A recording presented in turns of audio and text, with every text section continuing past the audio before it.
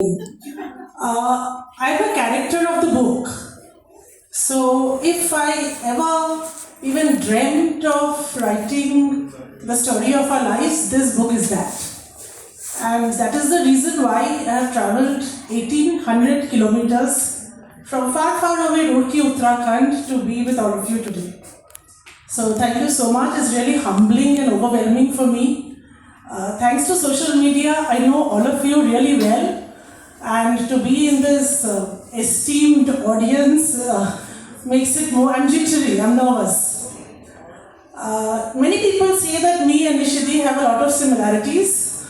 Though I'm the ugly duckling of the house, I can do nothing of what she does. But today is really a proud moment for me because she's made me a part of her book and she's written the story of our lives in such beautiful and novel way. And the thing that I really appreciate most about the book is the recipes. I am a foodie. I love to eat. That's evident from my size. And as we speak now, I heard a lot of difficult words today. Acculturation. So I understood that's like a synergy of cultures. And as we speak today, I think there might be a volume 2 of the book where there is another cultural synergy happening in far, far away Roorkee, where Nishidi's nephew prefers to eat mutton biryani taken from Kolkata, packed up, frozen, with chole from North India. And so that, I don't know if it's worthy or not. For us, it's blasphemous. But yeah, he prefers it that way. So there is another cultural integration taking place in the next generation.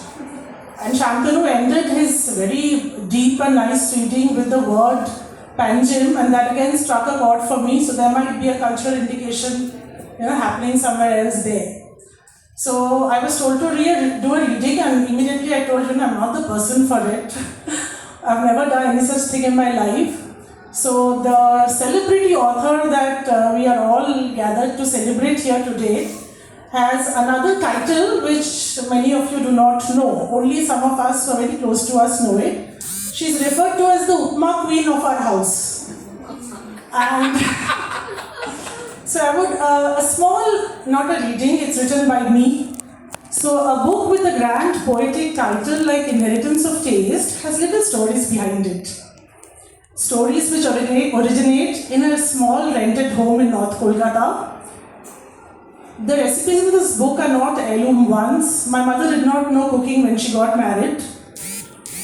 They are not passed down through generations, and they are simple hacks that have been improvised and perfected over time. I have lived through most of them and I've tasted almost all. So growing up in Kolkata, the inevitable breakfast that greets you in any Bengali home is on Sundays, on special occasions, is the luchi, shadalut, torkari and rasgulla, which even I adore. We are a quaint species. Raised up in Calcutta, the Pulugurthas. First of all, the surname is like spelling tawal. Okay. We have been called Purukayastu, and I can't even remember. And the funniest part was our Aadhaar cards, the voter identity cards. Like the surname was split into 3 words. So we were brought up by our landlords, with Nishidi mentioned in the book, and we call the couple, we refer to the couple as Pishi Ma and Jiten Mama. So many times they, stopped us, that they, Pishi bolchish or Mama bolchish. But that's how it just happened. So, and Pishima, tried to ingrain it in our heads that Machar Jhol Bhat was the most nutritious food on the planet. And we were hardcore vegetarians. Many people still ask me, Kolkata theke vegetarian khetish? Recently also one of my school friends, she referred, veg biryani, ota par hoy naki. So these are the kind of questions we have listened to as we grew up. So our tiffins, many of my school friends are here and Nishidi's school friends also are here. So our tiffin boxes was like a super hit among our friends. And I used to wonder this upama and why are everybody else fighting over it? But then, my mother made a comment that the normal thing which people eat here in Kolkata was luchi torkari and bread jam. That's what they used to get to school. But tiffin was different. It was flavorful, it was tangy, it was spicy, and that's the reason it was the first to be finished. The humble upma is an emotion in most South Indian homes. I still remember the upma made by my amamma. Mamma is Didima in Telugu. It was very soft and has a gooey texture, and gulped it with strong filter coffee, and that was a heavenly breakfast for us. The author of this book, Nishi, has another very important title conferred to her by her nephew when he was a little boy, and the title of the Upma Queen. We actually refer to Nishidi at home as the Upma Queen. To be honest, Upma Queen is not a title they give you at literary festivals. It actually sounds like a character from a low-budget culinary cartoon strip. And the coronation happened in our home right here in Calcutta, a city that loves its fluffy deep-fried luchis and the sweet cereal pulao. Offering upma for breakfast to a Bengali is a dangerous social experiment. Nishidi's upma has been elevated to the MasterChef level, and friends and family visiting her requests for it. So the upma made by her is at the level of her high-stakes engineering project. I come from an engineering background. The upma texture must be perfectly granular, never mushy, strategically empowered with ginger curry leaves. By the way, she emphasizes on ginger and green chilies. So there I think the Telugu or the Andhra genes comes out really bright. The taste, texture and fragrance of the simple upma is what defines her, and that is the ultimate truth of inheritance of taste.